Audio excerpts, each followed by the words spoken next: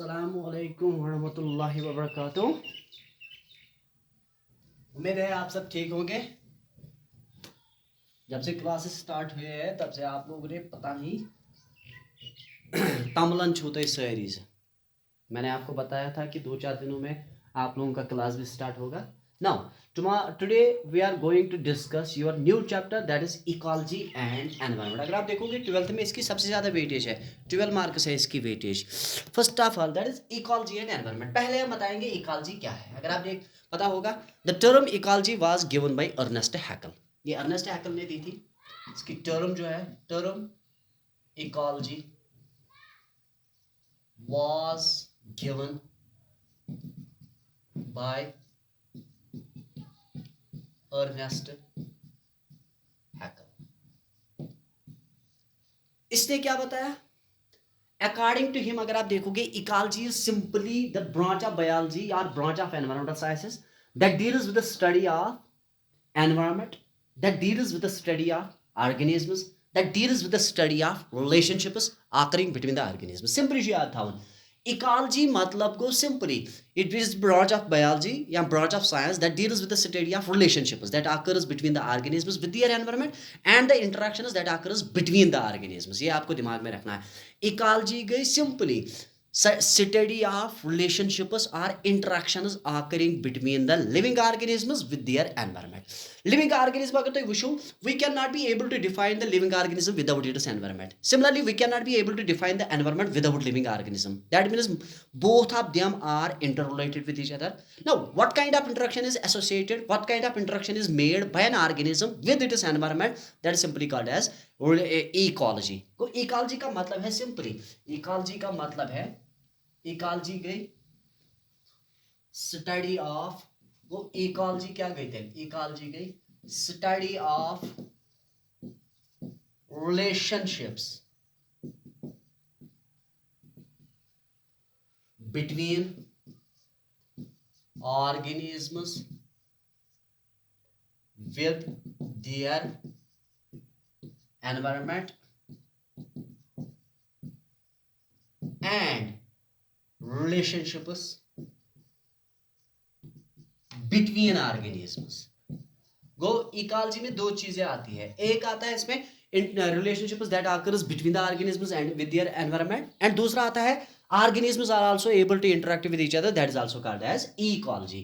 So the study of relationships that occurs between the organisms with their environment is commonly called as ecology, and it also indicates the interactions, the relationships that occurs between the organisms and with other organisms like population is we are having different kinds of interactions like अगर आप देखोगे हमारे पास है parasitism is there, predation is there, commensalism is there, amensalism is there। these are the interactions that occurs between the organisms, this is also called ecology।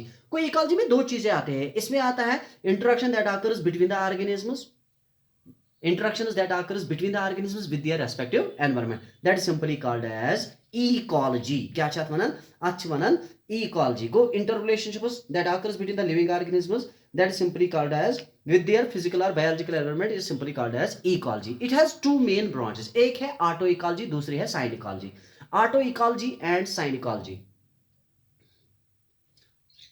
इसमें ecology में दो forms हैं, branches हैं। इकोलॉजी से दो ब्रांचेस आ गए, auto ecology, auto ecology AUTECOLOGY which is auto ecology. क्या गई ऑटो इकोलॉजी की simply inter relationship between organism and the environment, या between species and an environment, that is called as auto ecology। auto ecology में तो करियो काम ये neo तो species का specific species नियो या पर नियो तो सराउंडिंग्स में environment, ये environment है। तो इस स्पीशीज का इस एनवायरनमेंट के साथ कौन सी इंटरेक्शन है, that is called as auto ecology, that is called as auto ecology. Simple था याद, ऑटो इकोलॉजी मतलब वो ये आपके पास स्पीशीज है और ये इसका एनवायरनमेंट है। इस एनवायरनमेंट के साथ इस स्पीशीज ने कौन सी रिलेशनशिप अख्तियार कर ली, that is called as auto ecology. वो ऑटो इकोलॉजी के simply study of relationship occurring between the organism with their environment or species and environment। go auto ecology AUTECOLOGY, it involves the study of relationship between an environment, between a species and its environment.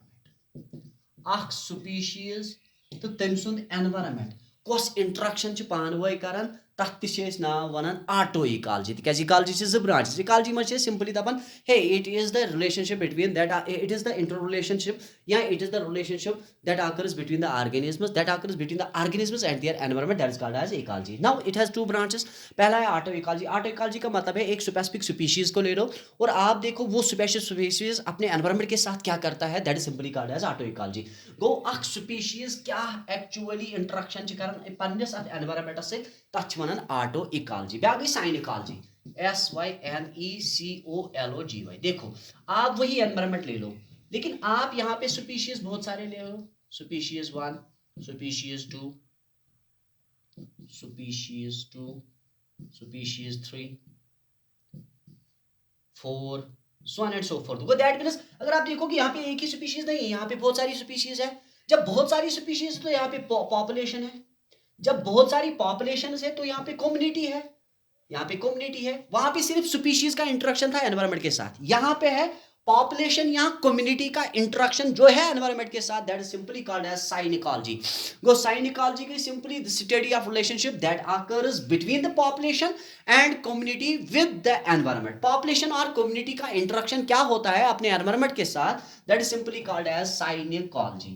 Go synecology की simply relationship that occurs between an environment with the community or population. Synecology इसमें होता है it involves the relationships between the environment and population or communities. Populations तो communities, अगर तो वुचो population को group of individuals या group of species, that's called population.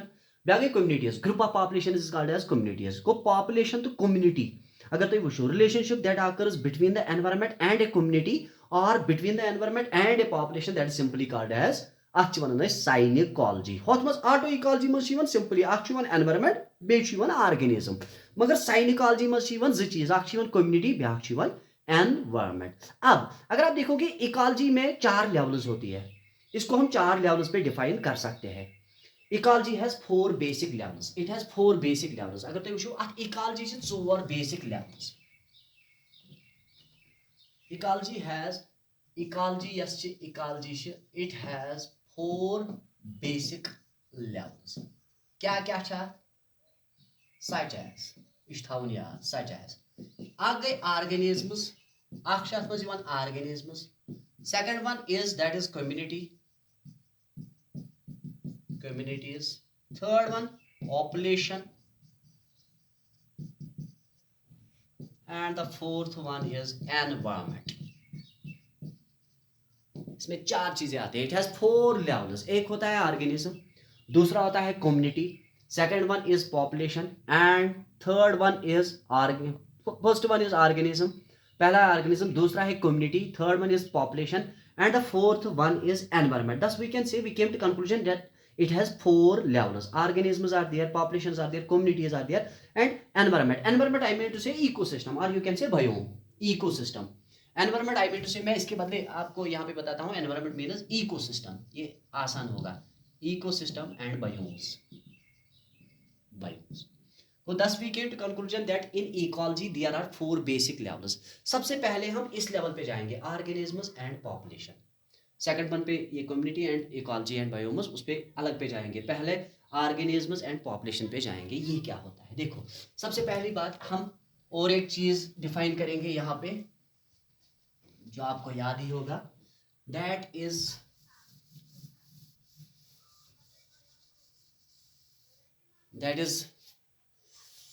देखिए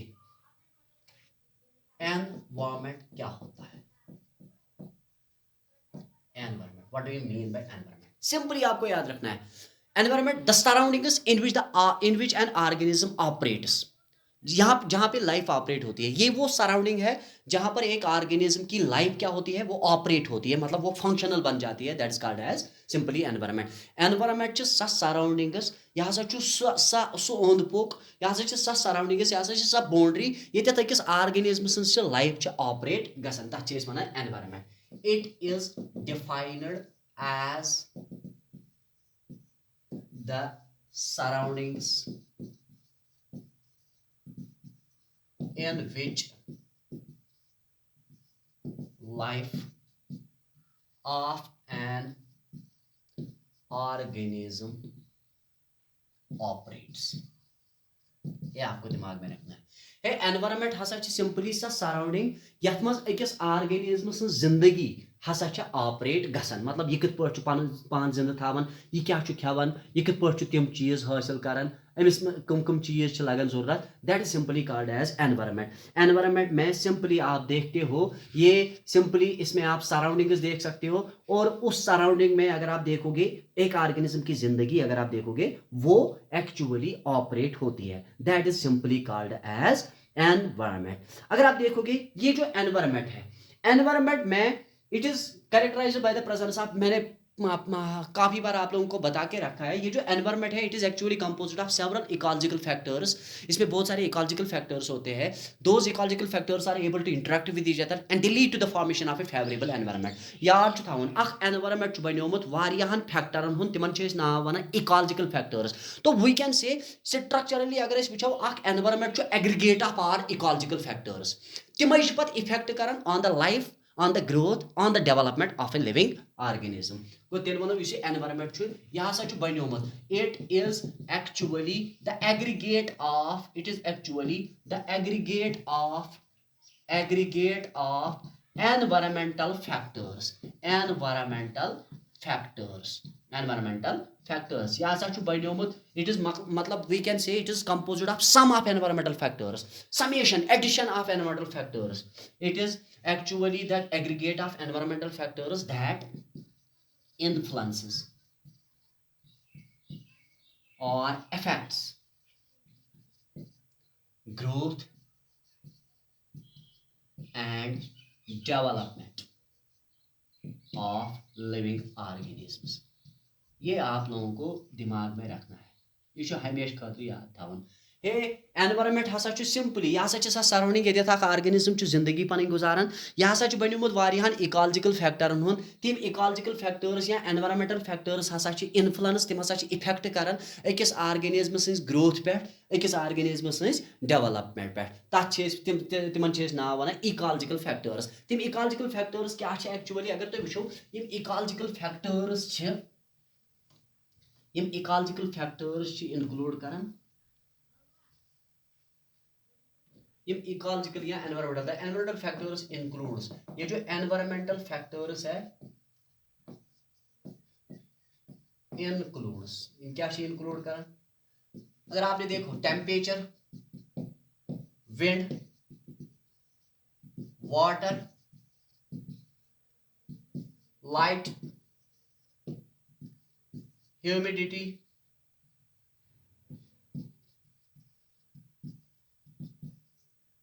atmospheric pressure, isn't it, etc.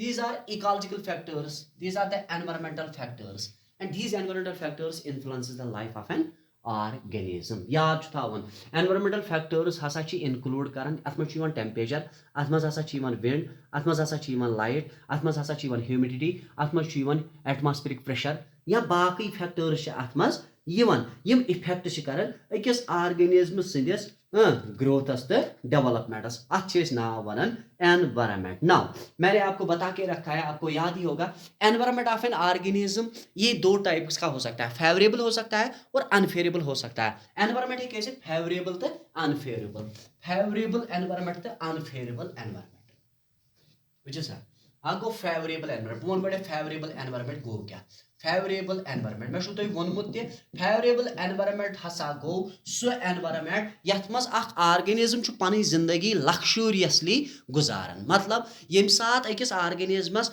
प्रेथ कह रिसोर्स ईजिली हासिल आसि तथ वनान फेवरेबल एनवायरमेंट गो फेवरेबल एनवायरमेंट अकिस ऑर्गेनिजमस प्रोवाइड करान ऑल द एसेंशियल रिक्वायरमेंट्स हे फेवरेबल एनवायरमेंटस मज कित इकोलॉजिकल फैक्टर्स सारी इकोलॉजिकल फैक्टर्स ऑप्टिमम लेवल पे ऑप्टिमम लेवल पे याद थावन को फेवरेबल एनवायरमेंट ये प्रोवाइड करता है provides all essential requirements to an organism यह अकिस ऑर्गेनिजमस प्रोवाइड कर सारे essential requirements to an organism अकिस ऑर्गेनिजमस तमाम एसेंशियल रिक्वायरमेंट्स प्रोवाइड कर युत योत कह बल्कि अत मज सारी ऑल इकोलॉजिकल फैक्टर्स मे वन वन टेम्परेचर लाइट बेतर all ecological factors act optimally वो ऑप्टिमली कॉन्स्टेंटली एक्ट करते हैं ना वो उनका वैल्यू ज़्यादा होता है ना उनका वैल्यू कम होता है बल्कि उनका वैल्यू वैसा ही होता है जो एक ऑर्गेनिज्म की प्रॉपर ग्रोथ और डेवलपमेंट के लिए होता है उसको कहते हैं हम ऑप्टिमल उनकी बीच में इंटरेक्शन जो होती है वो ऑप्टिमल होती है याद थावन गो फेवरेबल एनवायरमेंट गो सो एनवायरमेंट युस प्रोवाइड कर अकिस ऑर्गेनिजमस तमाम एसेंशियल रिक्वायरमेंट्स फेवरेबल एनवायरमेंट्स मज हबा सारी इकोलॉजिकल फैक्टर्स आसान ऑप्टिमल उसके बाद है unfavourable environment unfavourable environment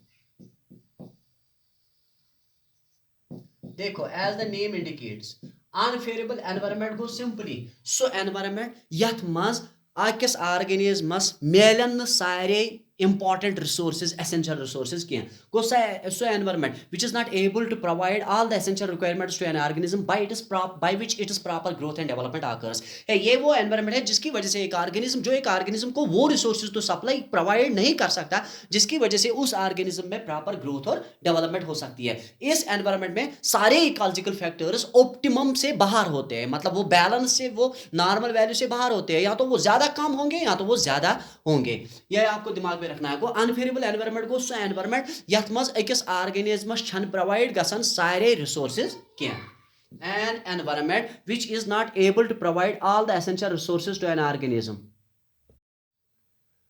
which is unfavorable environment goes so environment yus na ekis organismus ch tim sare resources provide karan ke yimo su temis proper growth and development gase at unfavorable environment mach sari ecological factors asan yim cha asan sari optimum as never ya ti ch asan yim kam ya cha asan sari khot zyada go unfavorable environment go an environment which does not provide all essential requirements to an organism so environment yusne ekis organism provide kar sare essential requirements kya all essential requirements to an organism such an environment is called as unfavorable environment aise environment mein ecological factors jo hote hain wo hote hain ecological factors im chasan dynamic ecological factors chasan tim chasan ecological factors are fluctuate are dynamic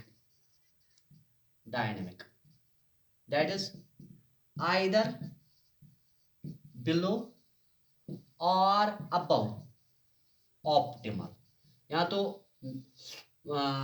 optimal से नीचे होंगे या optimal से ऊपर होंगे for example अगर आप देखो कि इस साल का विंटर आप लोगों ने देखा होगा it was very much chilly in nature it was freezing in nature तो आपने देखा होगा टेम्परेचर कितना ज़्यादा डाउन हो गया तो उस टेम्परेचर पे अगर आप देखोगे वो अनफेवरेबल एनवायरनमेंट था वो अनफेवरेबल नेचर था क्योंकि तिकाज अगर तो याद आसो मस्टर्ड यूजुअली प्रोवाइड करान जमीनस मज ड्यूरिंग दिस विंटर कंडीशन तो मगर तो सह मस्टर्ड सह ब्योल सीड कर इस्तेमाल सह गो तम शिशम सत या तम ज़्यादा तड़ सत या ज़्यादा फ्रीजिंग सत गो सह खत्म गो तमें मतलब गो यह एनवायरमेंट बनो तंद खतर अनफेवरेबल नत फेवरेबल तंद खतर आसान तिकाज यूजुअली यम प्लांट्स वन यूजुअली विंटर सीरियल्स या ये विंटर वराइटीज़ होती है तो अगर आप देखोगे ये इकोलॉजिकल यहाँ पे जो इकोलॉजिकल फैक्टर्स है ये डायनेमिक है मतलब यम फ्लक्चुएटिंग इन नेचर डायनेमिक यम चेंज गसान यमन स्पेसिफिक वैल्यू अख्तियार गसान कह बल्कि यम डायनेमिक आसान यम ऑप्टिमम जरा बोन कुन आसान गड़ा आसान हेर कुन अत नाव वन unfavourable environment. Now unfavourable environment से बचने के लिए ऑर्गेनिज्म में क्या होती है, मॉडिफिकेशंस होती है। What are those modifications called, these are called variations, these are also called adaptations. याद थाउन unfavourable environment is always associated with certain modifications in an organism and those modifications are commonly called as adaptations or these are also known as variations.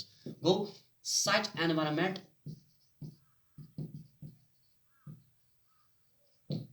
mediates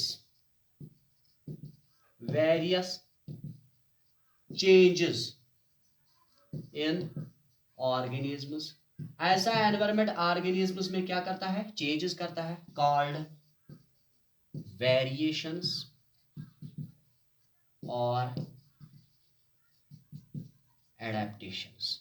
ये आपको दिमाग में रखना है। ऐसे environment की वजह से ऑर्गेनिज्म में चेंजेस आती है और ऐसी चेंजेस को कहा जाता है वेरिएशंस और these are also called as adaptations. गो अनफेवरेबल एनवायरनमेंट गो सो एनवायरनमेंट युस न प्रोवाइड छ अकिस ऑर्गेनिज्मस करन तिम सारे रिक्वायरमेंट्स के यमो सो तमिस मस प्रॉपर ग्रोथ तो डेवलपमेंट गसे। अनफेवरेबल इकोलॉजिकल फैक्टर्स छ यथिस एनवायरनमेंट्स मस आसन बिलो ऑप्टिमम, या यू कैन से वो ऑप्टिमम से नीचे या ऑप्टिमम के ऊपर होते हैं। ऐसे होते हैं कि एक ऑर्गेनिज्म की ग्रोथ प्रॉपर नहीं होती है ऐसे एनवायरनमेंट में। इसी तरह से अगर आप देखोगे ऐसे एनवायरनमेंट में बचने के लिए ऑर्गेनिज्म में चेंजेस आ जाती है and such changes are commonly called as, तिमन चेंजन छे यूजुअली नाव वनन तिमन चेंजन छे नाव वनन यूजुअली वेरिएशंस और adaptations. This is all about unfavourable environment. Now the next one is that is, ये आ गया ecology, second one is environment and the third one is habitat. Habitat गो क्या,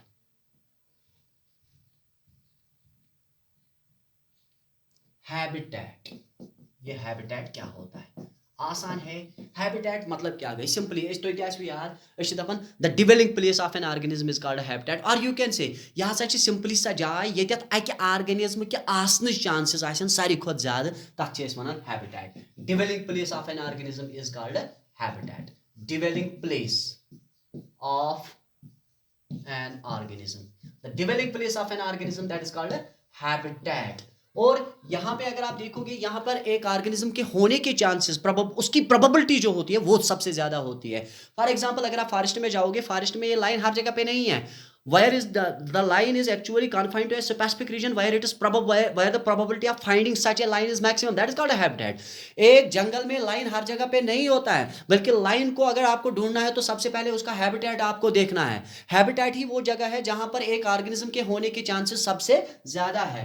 गो, इट इज द प्लेस, ये वो जगह है, प्लेस इन एन एनवायरनमेंट, अकिस एनवायरनमेंटस मज छी सा जाय environment where the probability of finding an organism is maximum, where the probability of finding an organism is maximum।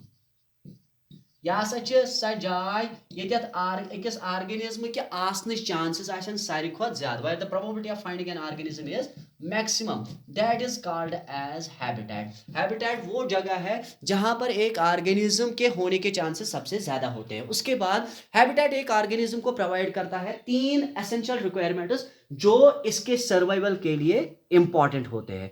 Habitat जो अकिस ऑर्गेनिज्मस प्रोवाइड करन 3 एसेंशियल रिक्वायरमेंट्स यम लगन तमिस ऑर्गेनिज्म सिंद सर्वाइवल खातिर। याद थावन गो यह प्रोवाइड करन 3 इंपॉर्टेंट एसेंशियल रिक्वायरमेंट्स, कहां वन रोटी, कपड़ा और मकान, वही होता है हैबिटेट। हैबिटेट एक ऑर्गेनिज्म को प्रोवाइड करता है 3 एसेंशियल रिक्वायरमेंट्स। वो यह प्रोवाइड करन, it provides 3 essential resources to an organism। अकिस ऑर्गेनिज्म प्रोवाइड करन 3 essential resources like food, shelter and water। आप स्पेस भी ले सकते हो। ये तीनों अगर आप देखोगे ये तीनों चीजें एक ऑर्गेनिज्म के सर्वाइवल के लिए इंपॉर्टेंट होते हैं। फूड, शेल्टर एंड वाटर और यू कैन से स्पेस, ये तीनों रिसोर्सेज प्रोवाइड करन हैबिटेट। नाउ अब अगर हैबिटेट अगर आप देखोगे, आप ये भी कह सकते हो हैबिटेट ही वो जगह है जहां पर एक ऑर्गेनिज्म अपने पेरेंटल केयर को दिखा सकता है, बच्चों को पेरेंटल केयर दिखा सकता है। सेकंड वन, यहीं पे वो रिप्रोडक्शन कर सकता है, यहीं पे इंटरब्रीडिंग हो सकती है।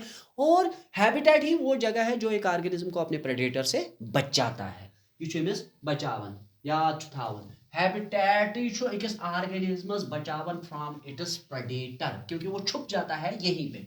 खैर हमें वहां पे तो नहीं जाना है, ये हायर कैटेगरीज है। हमें ये याद रखना है, ये जो हैबिटेट है, हैबिटेट एक ऑर्गेनिज्म की वो जगह है जहां पर वो एक्सटेंड कर सकता है अपने पेरेंटल केयर।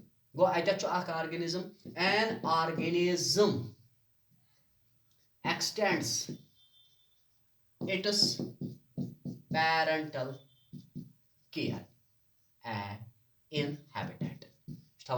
Habitat's मज़े छु अख organism Panun parental care increase करन, एक्सटेंड करन। सेकंड वन, हैबिटेट अख ऑर्गेनिज्म छु रिप्रोड्यूस त करन हैबिटेटस मज़े। It is a best place for reproductive intercourse, reproduction और इंटरब्रीडिंग। ऑर्गेनिज्म वाइल्ड एनिमल्स जो है, वाइल्ड ऑर्गेनिज्म जो है, उनके बीच में जो इंटरब्रीडिंग होती है, वो इंटरब्रीडिंग यूजुअली होती है किसमें, हैबिटेट में। पेरेंटल केयर भी यहीं पे होता है। अब आप खुद ही देखो, when such a place is modified, अगर युथ चेंज मॉडिफाई गश तो obviously it will have a devastating effect on the species of a specific organism. याद थावन हैबिटेट ऑफ एन ऑर्गेनिज्म, अगर तो याद आए कश्मीरी हांगुल अगर आप देखोगे उसको, वो खत्म हुआ है, क्यों? क्योंकि हमने उसका हैबिटेट खत्म किया है। अब देखो आज हमारे पास बहुत सारे ये कंजर्वेशन मेथड्स है, in situ and ex situ conservation methods है, लेकिन वहां पे हमारे पास एक ही चारा रहता है कि हमें एक ऑर्गेनिज्म को ऐसी जगह पे रखना है, कंजर्व करना है जो बराबर मिमिक्री करे इसके हैबिटेट की, मतलब वो रिजम्बल करे इसके हैबिटेट की। क्योंकि जब तक आप एक ऑर्गेनिज्म को नेचुरल एनवायरनमेंट प्रोवाइड नहीं करोगे तब तक वो फ्लोरिश ही नहीं हो सकता। इसीलिए हर किसी एनवायरमेंटलिस्ट की कोशिश यही होती है कि दिम अकिस ऑर्गेनिज्मस सुई हैबिटेट, सुई एरिया युस अमिस नेचुरल छु। एज ए रिजल्ट अमिस गसन पाने फ्लोरिश। तवे आव वन दोबुक हे अख ऑर्गेनिज्म अगर तो आसो कंजर्व करन, just go for the conservation of its habitat, organism गस automatically conserve. This is all about the habitat. गो तमिक मतलब गो when you are going to conserve the organism, it is mandatory that first of all we have to conserve its habitat. When the habitat of an organism is conserved, obviously organism should automatically conserve gasan. This is all about the introduction in ecology. ये introduction था ecology का. Now tomorrow inshallah we will go for another topic that is something different. लेकिन अभी ये actually introductory topics है. What is ecology, what is habitat, what is environment, ये आता भी है एग्जाम में, 1-2 मार्क्स आते हैं इसमें। तो tomorrow inshallah we will go for next class that will be ecological niche and its types. चलो खुदा हाफिज।